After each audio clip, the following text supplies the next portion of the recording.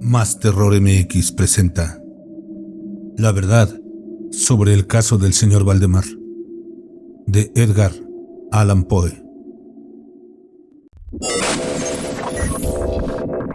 Siempre mejor con los audífonos puestos. De ninguna manera me parece sorprendente que el extraordinario caso del señor Valdemar haya provocado tantas discusiones. Hubiera sido un milagro que ocurriera lo contrario, especialmente en tales circunstancias. Aunque todos los participantes deseábamos mantener el asunto alejado del público, al menos por el momento, o hasta que se nos ofrecieran nuevas oportunidades de investigación. A pesar de nuestros esfuerzos, no tardó en difundirse una versión tan espuria como exagerada que se convirtió en fuente de muchas desagradables tergiversaciones y, como es natural, de profunda incredulidad. El momento ha llegado de que yo dé a conocer los hechos, en la medida en que me es posible comprenderlos. Helos aquí sucintamente. Durante los últimos años, el estudio del hipnotismo había atraído repetidamente mi atención. Hace unos 9 meses se me ocurrió súbitamente que en la serie de experimentos efectuados hasta ahora existía una omisión tan curiosa como inexplicable. Jamás se había hipnotizado a nadie in articulo mortis. Quedaba por verse si, en primer lugar, un paciente en esas condiciones sería susceptible de influencia magnética. Segundo, en caso de que lo fuera, si su estado aumentaría o disminuiría dicha susceptibilidad. Y tercero, hasta qué punto o por cuánto tiempo el proceso hipnótico sería capaz de detener la intrusión de la muerte.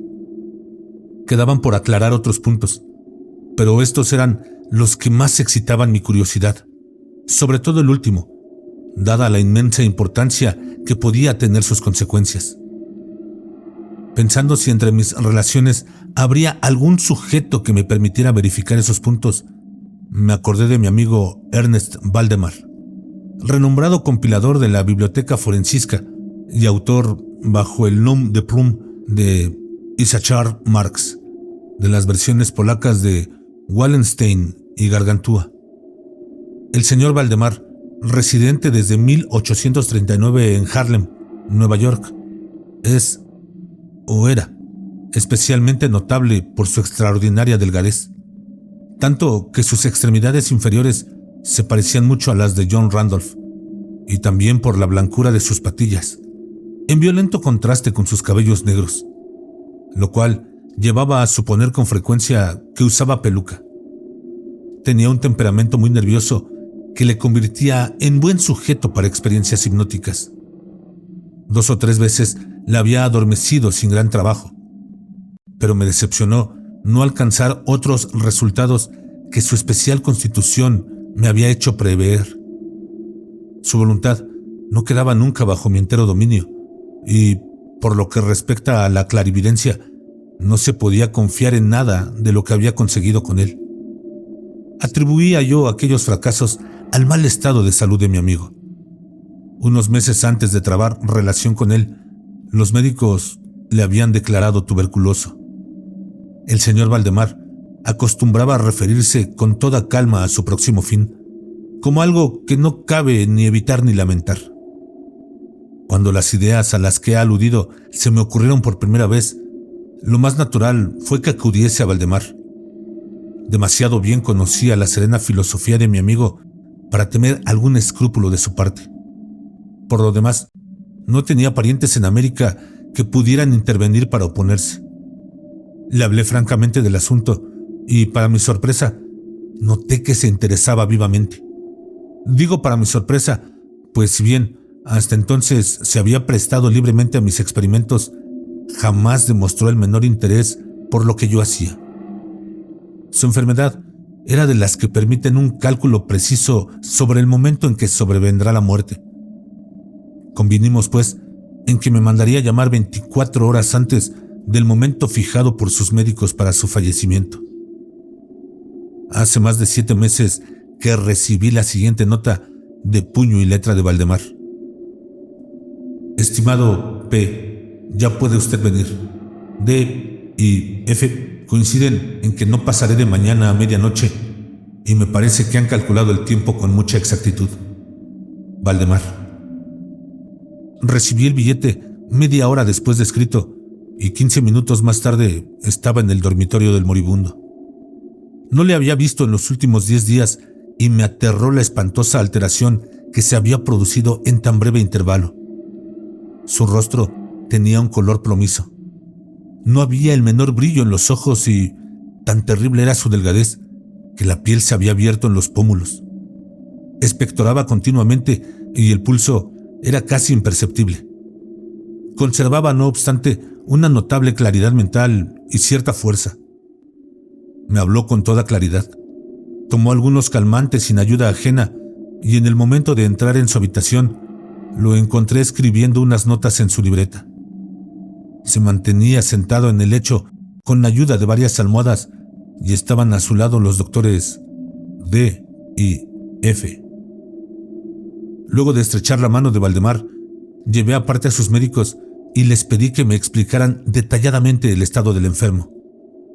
Desde hacía 18 meses, el pulmón izquierdo se hallaba en un estado semióseo o cartilaginoso, y como es natural, no funcionaba en absoluto.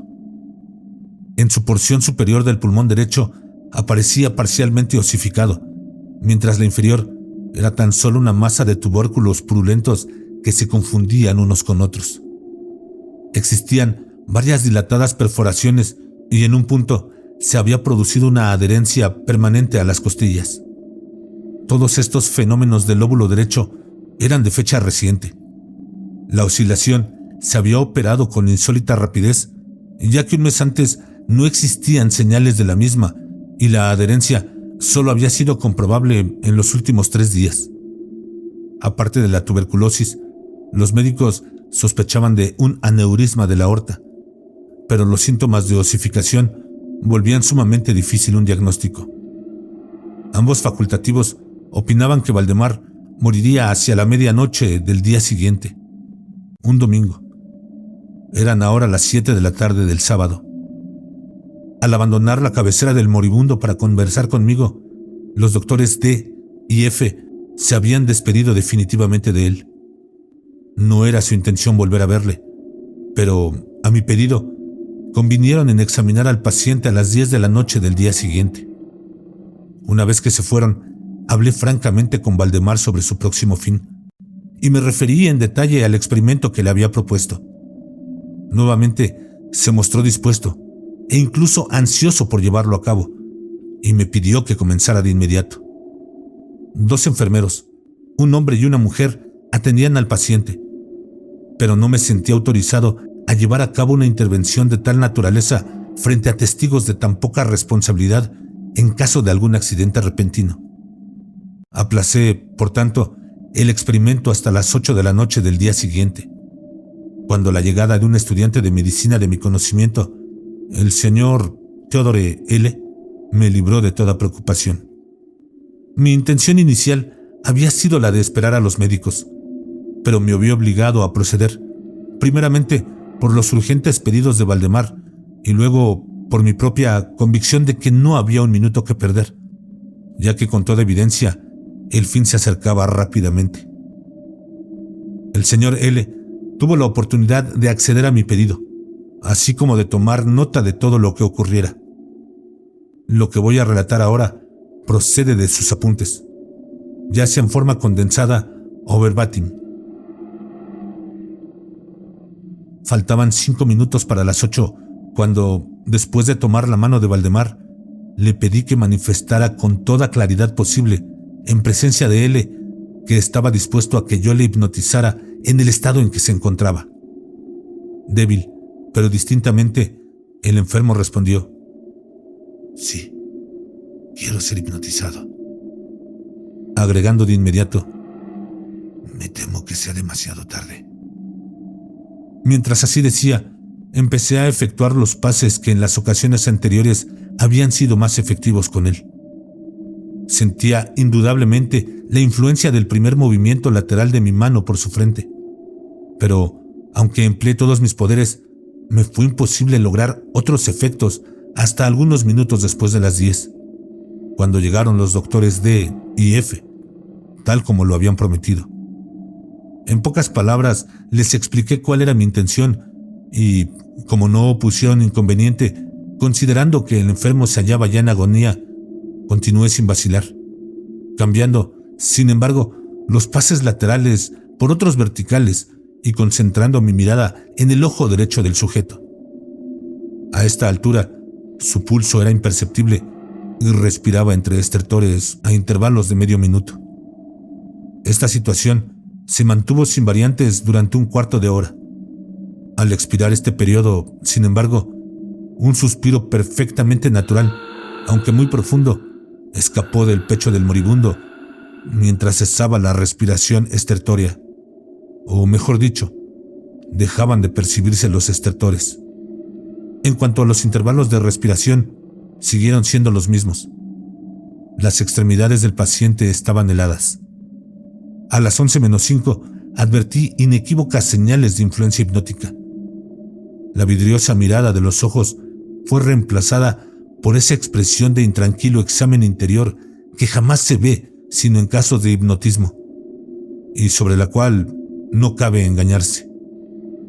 Mediante unos rápidos pases laterales hice palpitar los párpados, como al acercarse al sueño, y con unos pocos más los cerré por completo. No bastaba esto para satisfacerme, sin embargo, sino que continué vigorosamente mis manipulaciones, poniendo en ellas toda mi voluntad, hasta que hube logrado la completa rigidez de los miembros del durmiente, a quien previamente había colocado en la posición que me pareció más cómoda. Las piernas estaban completamente estiradas. Los brazos reposaban en el lecho, a corta distancia de los flancos. La cabeza había sido ligeramente levantada. Al dar esto por terminado, era ya medianoche y pedí a los presentes que examinaran el estado de Valdemar. Luego de unas pocas verificaciones, admitieron que se encontraba en un estado insólitamente perfecto de trance hipnótico. La curiosidad de ambos médicos se había despertado en sumo grado. El doctor D decidió pasar toda la noche a la cabecera del paciente, mientras el doctor F se marchaba, con promesa de volver por la mañana temprano. L y los enfermeros se quedaron. Dejamos a Valdemar en completa tranquilidad hasta las 3 de la madrugada, hora en que me acerqué y vi que seguía en el mismo estado que al marcharse el doctor F. Vale decir, yacía en la misma posición y su pulso era imperceptible. Respiraba sin esfuerzo, aunque casi no se advertía su aliento, salvo que se aplicara un espejo en los labios. Los ojos estaban cerrados con naturalidad y las piernas tan rígidas y frías como si fuera de mármol. No obstante ello, la apariencia general distaba mucho de la de la muerte. Al acercarme, intenté un ligero esfuerzo para influir sobre el brazo derecho, a fin de que siguiera los movimientos del mío, que movía suavemente sobre su cuerpo. En esta clase de experimento jamás había logrado buen resultado con Valdemar, pero ahora, para mi estupefacción, vi que su brazo, débil pero seguro, seguía todas las direcciones que le señalaba el mío. Me decidí entonces a intentar un breve diálogo. «Valdemar, ¿duerme usted?», pregunté. No me contestó, pero noté que le temblaban los labios, por lo cual repetí varias veces la pregunta. A la tercera vez, todo su cuerpo se agitó con un ligero temblor. Los párpados se levantaron lo bastante para mostrar una línea de blanco del ojo. Moviéronse lentamente los labios, mientras en un susurro apenas audible brotaban de ellos estas palabras. «Sí, ahora duermo. No me despierte. Déjeme morir así». Palpé los miembros, encontrándolos tan rígidos como antes. Volví a interrogar al hipnotizado. «¿Sigue sintiendo dolor en el pecho, Valdemar?». La respuesta tardó un momento y fue aún menos audible que la anterior. «No sufro. Me estoy muriendo». No me pareció aconsejable molestarle más por el momento y no volví a hablarle hasta la llegada del doctor F. que arribó poco antes de la salida del sol y se quedó absolutamente estupefacto al encontrar que el paciente se hallaba todavía vivo. Luego de tomarle el pulso y acercar un espejo a sus labios, me pidió que le hablara otra vez, a lo cual accedí. «Valdemar, ¿sigue usted durmiendo?», le pregunté. Como la primera vez, pasaron unos minutos antes de lograr respuesta, y durante el intervalo, el moribundo dio la impresión de estar juntando fuerzas para hablar. A la cuarta repetición de la pregunta, y con voz que la debilidad volvía casi inaudible, murmuró: «Sí, dormido, muriéndome». La opinión, o mejor, el deseo de los médicos era que no se arrancase a Valdemar de su actual estado de aparente tranquilidad hasta que la muerte sobreviniera, cosa que, según consenso general, solo podía tardar algunos minutos. Decidí, sin embargo, hablarle una vez más, limitándome a repetir mi pregunta anterior. Mientras lo hacía, un notable cambio se produjo en las facciones del hipnotizado. Los ojos se abrieron lentamente, aunque las pupilas habían girado hacia arriba. La piel adquirió una tonalidad cadavérica, más semejante al papel blanco que al pergamino, y los círculos écticos, que hasta ese momento se destacaban fuertemente en el centro de cada mejilla, se apagaron bruscamente. Empleo estas palabras porque lo instantáneo de su desaparición trajo a mi memoria la imagen de una bujía que se apaga de un soplo. Al mismo tiempo, el labio superior se replegó, dejando al descubierto los dientes que antes cubría completamente, mientras la mandíbula inferior caía con un sacudimiento que todos oímos, dejando la boca abierta de par en par y revelando una lengua hinchada y ennegrecida.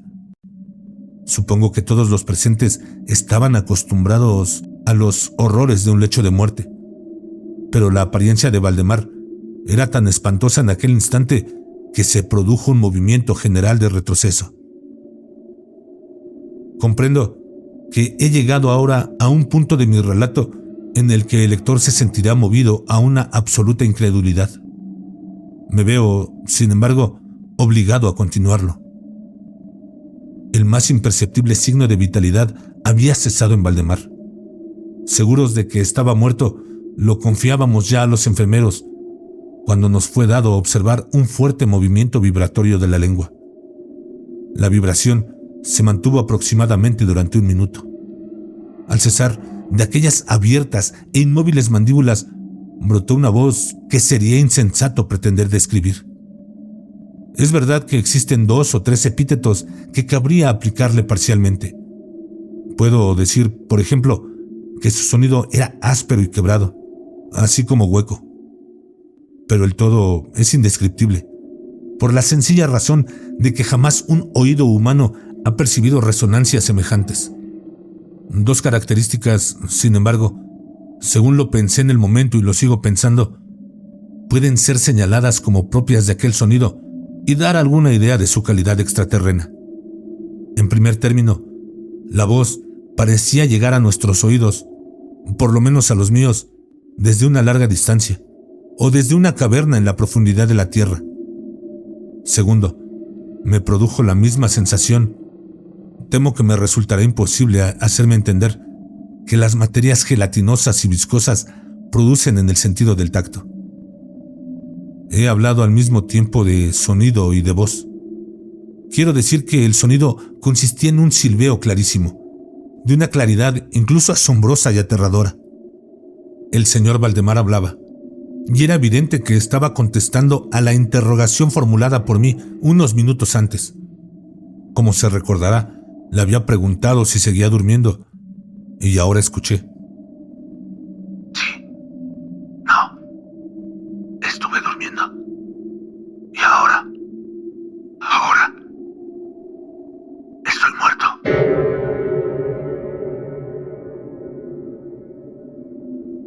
Ninguno de los presentes pretendió siquiera negar ni reprimir el inexpresable, estremecedor espanto de aquellas pocas palabras, así pronunciadas, tenían que producir.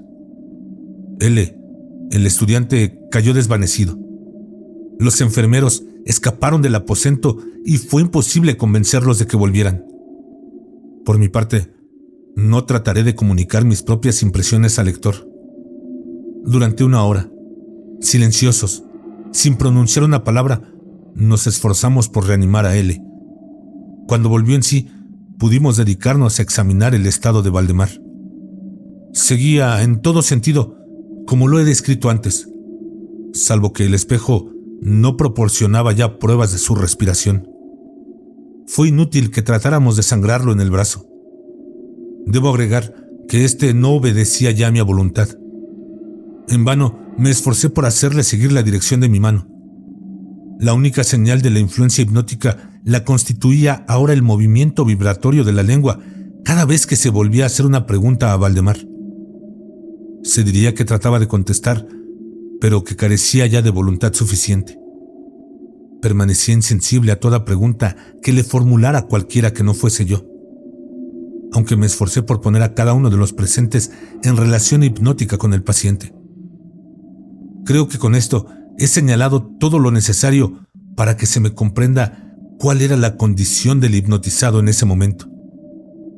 Se llamó a nuevos enfermeros y a las 10 de la mañana abandoné la morada en compañía de ambos médicos y de L. Volvimos por la tarde a ver al paciente. Su estado seguía siendo el mismo. Discutimos un rato sobre la conveniencia y posibilidad de despertarlo, pero poco nos costó llegar a la conclusión de que nada bueno se conseguiría con eso. Resultaba evidente que hasta ahora la muerte, o eso que de costumbre se denomina muerte, había sido detenida por el proceso hipnótico. Parecía claro que, si despertábamos a Valdemar, lo único que lograríamos sería un inmediato, o por lo menos, su rápido fallecimiento. Desde este momento hasta fines de la semana pasada, vale decir, casi 7 meses, continuamos acudiendo diariamente a la casa de Valdemar, acompañados una y otra vez por médicos y otros amigos. Durante todo este tiempo, el hipnotizado se mantuvo exactamente como lo he descrito. Los enfermeros le atendían continuamente. Por fin, el viernes pasado, resolvimos hacer el experimento de despertarlo, o tratar de despertarlo. Probablemente, el lamentable resultado del mismo es el que ha dado lugar a tanta discusión en los círculos privados y a una opinión pública que no puedo dejar de considerar como injustificada. A efectos de librar del trance hipnótico al paciente, acudí a los pases habituales. De entrada resultaron infructuosos. La primera indicación de un retorno a la vida lo proporcionó el descenso parcial del iris. Como detalle notable, se observó que este descenso de la pupila iba acompañado de un abundante flujo de icor amarillento, procedente de debajo de los párpados, que desprendía un olor penetrante y fétido. Alguien me sugirió que tratara de influir sobre el brazo del paciente, como al comienzo. Lo intenté sin resultado. Entonces, el doctor F. expresó su deseo de que interrogara al paciente. Así lo hice con las siguientes palabras: Señor Valdemar, ¿puede explicarnos lo que siente y lo que desea? Instantáneamente reaparecieron los círculos écticos en las mejillas. La lengua tembló, o mejor dicho, rodó violentamente en la boca, aunque las mandíbulas y los labios siguieron rígidos como antes. Y entonces resonó aquella horrenda voz que he tratado ya de describir.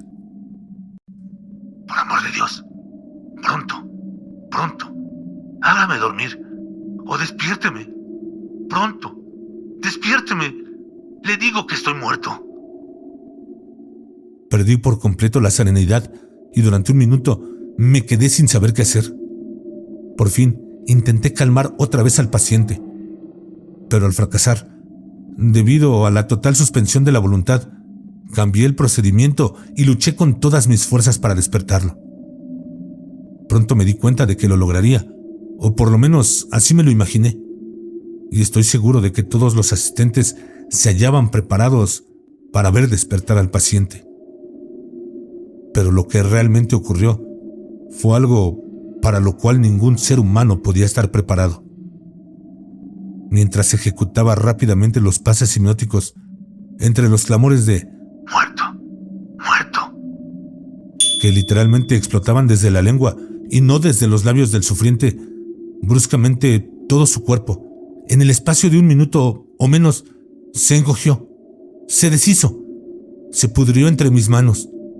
Sobre el lecho, ante todos los presentes, no quedó más que una masa casi líquida de repugnante, de abominable putrefacción.